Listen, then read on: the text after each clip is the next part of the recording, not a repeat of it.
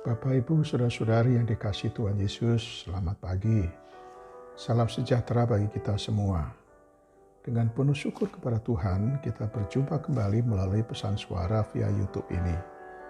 Renungan kita hari ini dari kitab Yeremia, pasal 18 ayat yang ke-6, yang berkata demikian. Masakan aku tidak dapat bertindak kepada kamu seperti tukang periuk ini? Hai kaum Israel, demikianlah firman Tuhan. Sungguh seperti tanah liat di tangan tukang periuk, demikianlah kamu di tanganku. Perjalanan hidup kita ini tak ubahnya seperti tanah liat di tangan penjunang. Kita adalah tanah liat dan Tuhan adalah sang penjunang. Tapi banyak orang tidak menyadari bahwa dirinya adalah tanah liat. Sehingga mereka seringkali memaksakan kehendaknya kepada Tuhan.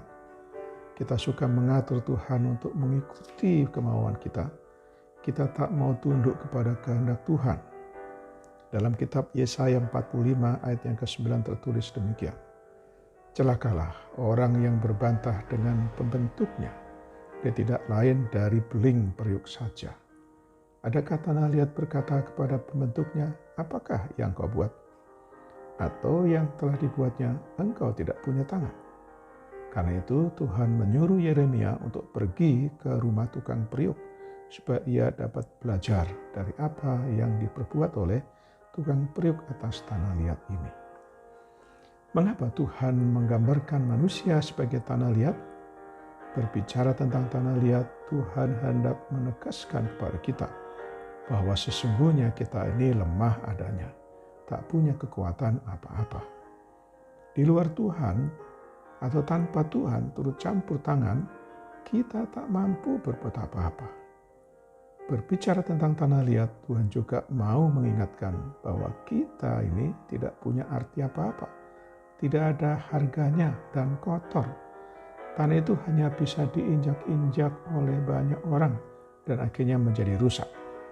Namun, ketika tanah itu berada dalam genggaman tangan sang penjunan, maka tanah liat itu akan dibentuk sedemikian rupa menurut apa yang baik pada pemandangan sang penjunan. Sampai akhirnya tanah yang sebelumnya tidak berharga sama sekali menjadi sesuatu yang berharga.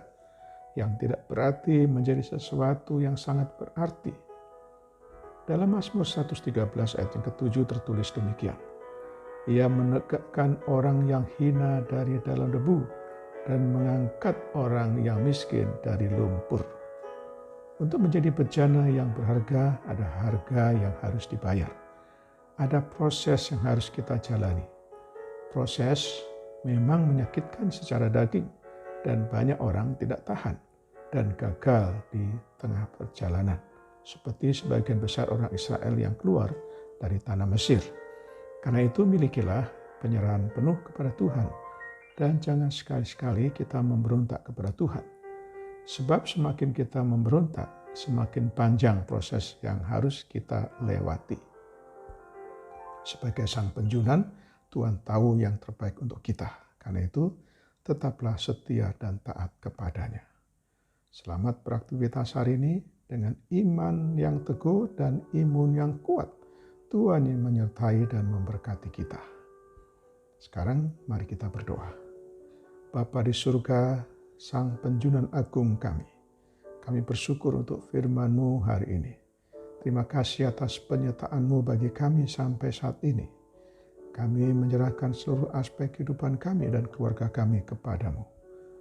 Sebagai tanah liat, kiranya Roh Kudus memimpin dan menyertai kami dalam proses pembentukan karakter hidup kami.